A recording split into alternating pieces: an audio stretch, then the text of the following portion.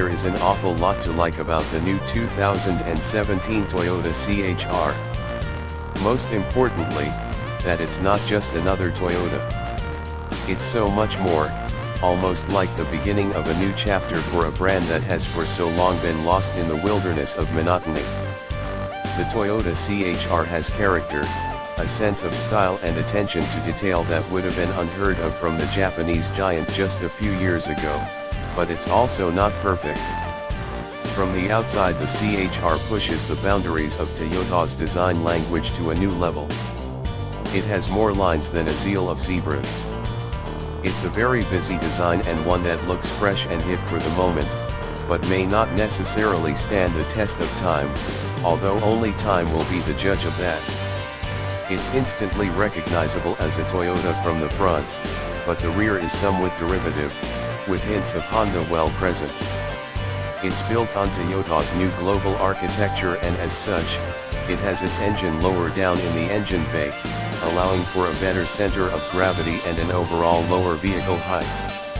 This does two things: firstly, it theoretically improves handling, and, secondly, it allows a car that measures only 1,565 mm high, to look more like a hatchback than a small SUV while still offering SUV levels of practicality and spaciousness. The exterior is very much at odds with the interior, which, whilst not as conservative as some Toyotas, with diamond-shaped stitching and roof lining really adding a sense of difference, seems to present a near-ideal balance of style and practicality. Firstly, the seats. These are the best seats in any Toyota we've sampled. They are not only comfortable, but they look amazing. You would be thrilled to see them in a car with a six-figure price tag, let alone one which we suspect will start in the mid to high $20,000s. Pricing will be confirmed early in 2017. Then there is the clever use of space and good ergonomics, like the built-in door cup holders in the rear, or the infotainment system which faces towards the driver. In fact, one can be easily surprised by the level of refinement in the CHR.